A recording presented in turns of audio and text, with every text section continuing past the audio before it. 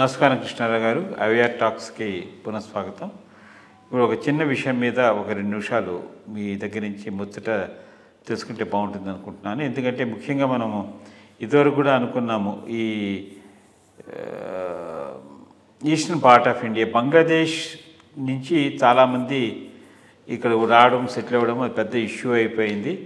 So ఈ మధ్య ఏమైంది అంటే, బంగ్లాదేశ్ ఎంపీని తీసుకొచ్చి వెస్ట్ బెంగాల్లో ఆయన ఇక్కడికి వచ్చినప్పుడు కలకటాలో మెయిన్ అక్కడ మర్డర్ చేయడం జరిగింది.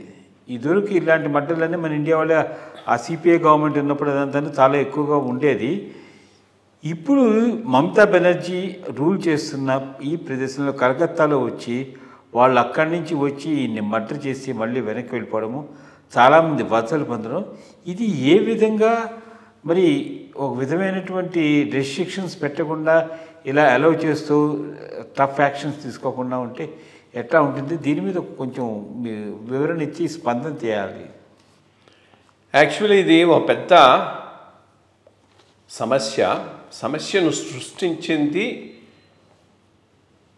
వెస్ట్ బెంగాల్లో సిపిఎం గవర్నమెంటు, కంటిన్యూ చేస్తున్నది మమతా బెనర్జీ. వీళ్ళ రాజకీయ ప్రయోజనాల కోసంగా, ఓట్ బ్యాంకులను క్రియేట్ చేసుకోవటం కోసంగా ఇల్లీగల్ ఇమిగ్రేషన్ను బంగ్లాదేశ్ నుంచి బాగా ప్రోత్సహించారు.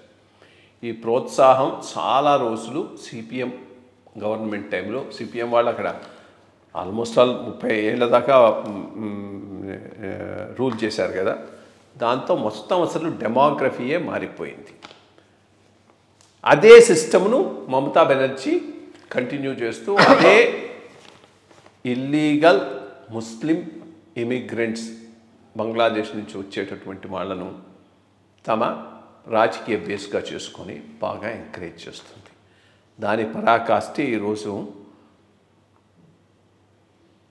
బంగ్లాదేశ్ ఎంపీని కలకటాలో బంగ్లాదేశీయులు వచ్చి చంపటం అనేది ఎంత రెక్లెస్నెస్, లాలెస్నెస్ ఆ రాష్ట్రంలో ఉందనేది దీన్ని బట్టి చెప్పొచ్చు. వాడు బంగ్లాదేశ్ నుంచి ఇక్కడికి వస్తాడు, ఎంపీ వస్తాడు, ఎంపీని తీసుకుపోతారు, చంపుతారు, రైట్ రాయల్గా మళ్ళా బంగ్లాదేశ్కి వెళ్ళిపోతాడు. వాడైతే బీహార్ నుంచి కాట్మండు నుంచి ఈ ఫ్లూ బ్యాక్ టు ఢక్కా. సో ఇది ఒక పెద్ద organised crime. Bangladesh, west Bengal కలిసి ఒక ఏరియా కింద జరుగుతూ ఉన్నటువంటిది. ఇప్పటికి కూడా మేలుకోకపోతే మాత్రం దేశం చాలా చాలా దెబ్బతింటుంది. ఐ విష్ అట్లీస్ట్ ఈ లోక్సభ ఎలక్షన్స్లో వెస్ట్ బెంగాల్ ప్రజలు కాస్త మేలుకొని ఈ ప్రభుత్వాన్ని మార్చడానికి ఒక దారి చూపెడితే, స్ట్రాంగ్ బీజేపీ గవర్నమెంట్ అవసరమైతే ఏ రాష్ట్రంలో కన్నా వెస్ట్ బెంగాల్లో ఎక్కువ అవసరం ఉన్నది. సో దట్ ఒక తడవ దీన్ని చెక్ చేయాల్సినటువంటి అవసరం అయితే ఎంతైనా ఉంది. లార్జ్ స్కేల్లో ఈ ఇమిగ్రేషన్ అంతా వెనక్కి పంపించటమా, వాళ్ళందరినీ ఆలోచించాల్సిన ఈ సిఏఏ, ఎన్ఆర్సీని వెంటనే అట్లీస్ట్ ఒక ఎక్స్పెరిమెంట్గా వెస్ట్ బెంగాల్లో, అస్సాంలో ఇంప్లిమెంట్ చేయాల్సిన అవసరం ఉంది. లేకపోతే ఇల్లీగల్ ఇమిగ్రేషన్ అనేటువంటిది వెర్రి తలలెత్తుతూ ఉన్నది అక్కడ. సో ఐ హోప్ ఇది ఈ ఎలక్షన్స్తో ఒక సొల్యూషన్ చూపెట్టే విధంగా వెస్ట్ బెంగాల్ ప్రజలు తీర్పునిస్తారని ఆశిద్దాం.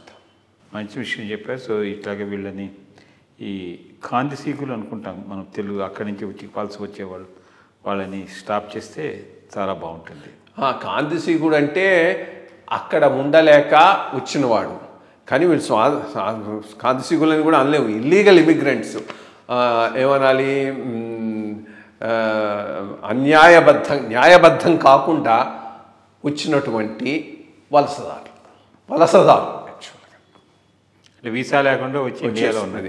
కాంతిసీకుడు అనేవాడు ఇప్పుడు బంగ్లాదేశ్ వార్ జరిగినప్పుడు వచ్చిన వాళ్ళు కాంతిసీకుడు, ఎందుకంటే అక్కడ ఉండలేక వచ్చినటువంటి వాళ్ళు. సరే, మంచి క్లారిఫికేషన్ ఇచ్చారు. థ్యాంక్స్.